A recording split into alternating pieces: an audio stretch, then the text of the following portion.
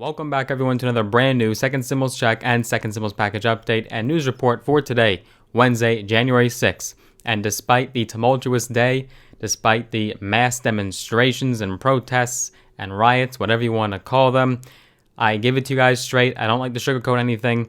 The prospects for stimulus are now arguably at an all-time high after the Georgia runoff races. In this video, I wanted to discuss why you should at least count on a $1,200 stimulus check. That number could be upwards of $2,000 plus. Who knows what happens when negotiations start again, when we have a Democrat-controlled Congress and a White House, and of course, any other news that is surrounding today. As always, if you have been enjoying my content, you have been enjoying my videos, show your support by smashing that like button. Just stimulate that like button for me, turn it blue. Also, go ahead and hit that big red button, the subscribe button. Also, with the notification bell as well, that will notify you every single solitary time I do post a brand new video. So I don't know about you, but I stayed up past 5 in the morning last night, Eastern Standard Time, waiting for all of the results from the Georgia runoff races, as they are so crucial to stimulus and what we can expect in the next stimulus package.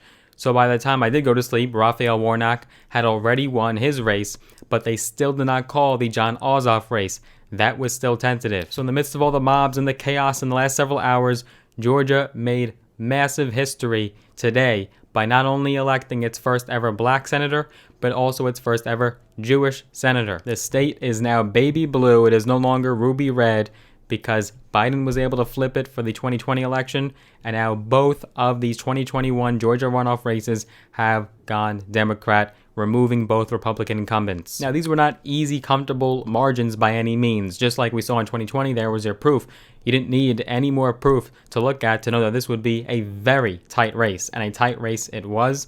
These races were not called before midnight. Both of them took after midnight. The Ossoff race was just called in the last hour or two as I'm filming this right now. So you take a look at the Ossoff race.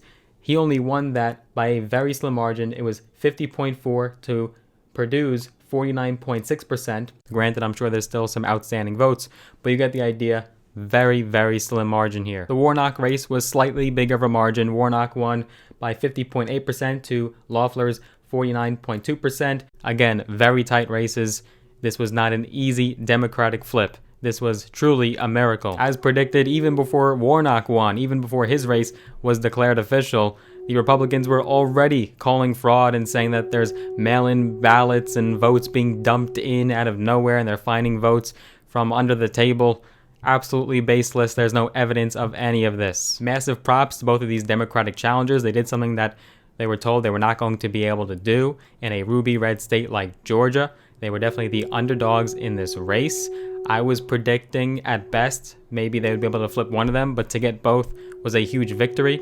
The last time a president at the presidential level won Georgia before Biden was back in 1992 when Bill Clinton won the state of Georgia. He didn't even win it 2 terms in a row. He only won it his first time around. So we could finally say goodbye to Mitch the Grinch. We could finally say goodbye to Senator Mitch McConnell as the Senate Majority Leader. He will no longer have the authority to block votes and block bills.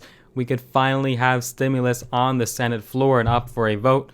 And even better than that, we have a Democratic majority now. Now, do know that the Senate is actually 50-50. It's actually exactly 50 Democrats, 50 Republicans now. But because of the Constitution, it grants the Vice President the ability to break the tie. So the President of the Senate, or Vice President, which is currently the Vice President-elect Kamala Harris, will be able to break any of those ties, and she will be able to create that Democratic majority. Senate Minority Leader Chuck Schumer will then become the Majority Leader.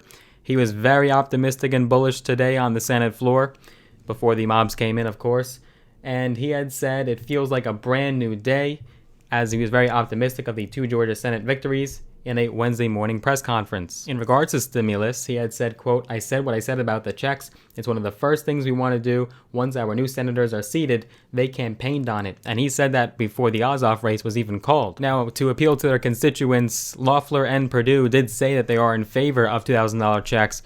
However, Biden called their bluff and said that the checks would, quote, never get there if the Republicans had won in Georgia. Biden said, quote, "Their election will put an end to the block in Washington on the $2,000 stimulus check. If you send Senator Purdue and Loeffler back to Washington, those checks will never get there. It's just that simple. The power is literally in your hands," encouraging voters to vote for the Democratic candidates in Georgia, of course. How could President-elect Biden be so certain of $2,000 checks? Well, just look what happened in the House when it passed the House of Representatives so comfortably, even got some Republican support, because there are Republican senators who do support $2,000 checks. Now, are they just saying that to back Trump and being loyal to Trump? Who knows? I don't know if they would support it when Biden's in office, but just look at what happened in the House. It passed the House of Representatives decisively, the Cash Act. Now, McConnell blocked the vote. It didn't even get a chance to be voted on in the Senate. And with the amount of senators that we have that do support it from the Republican side, it would have had a chance of passing the Senate. It wouldn't have been totally impossible, but McConnell blocked the bill. McConnell called it socialism for the rich people because the wealthiest 1% of families in America would get thousands of dollars in stimulus checks, but data shows otherwise, and we could now count on a new bill being introduced in Congress to amend $2,000 stimulus checks. Now, briefly, in other news surrounding stimulus, there's been tons of people complaining to the IRS about a message that they're seeing in the IRS portal that says status not available.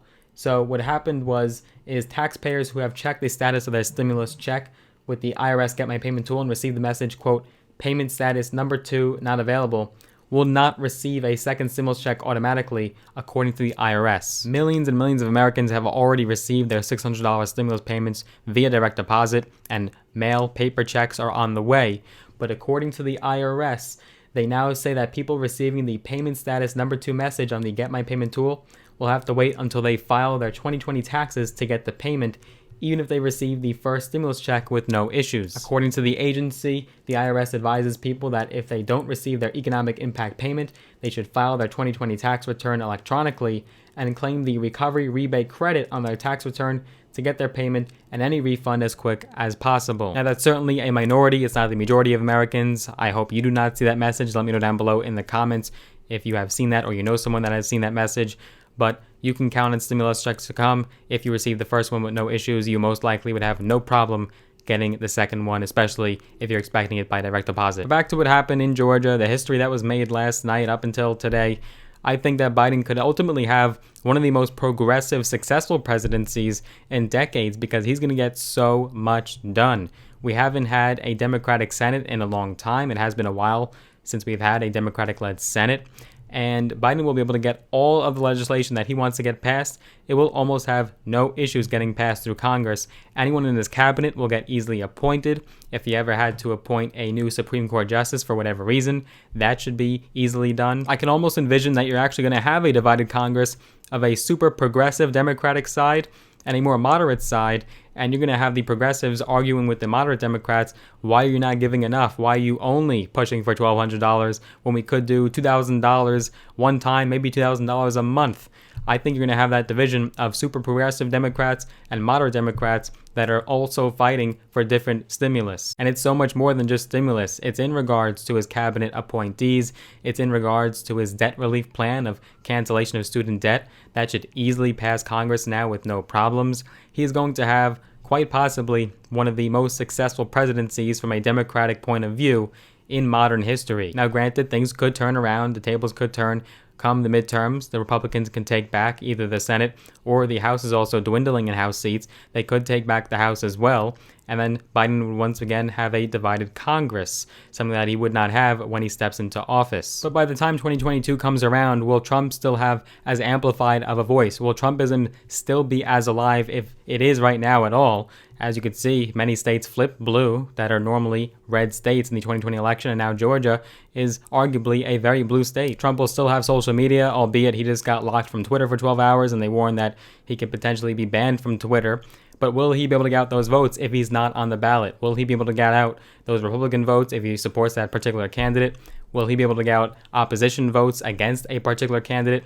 Will he still be as big of a figure in the Republican Party besides his core strong base? My prediction, I believe that we could foresee a Democratic Congress until all the way through 2024, and then things might change around, but for now, Biden will have the next 4 years all to himself. Stimulus is coming right now. We're focusing on certifying the election results.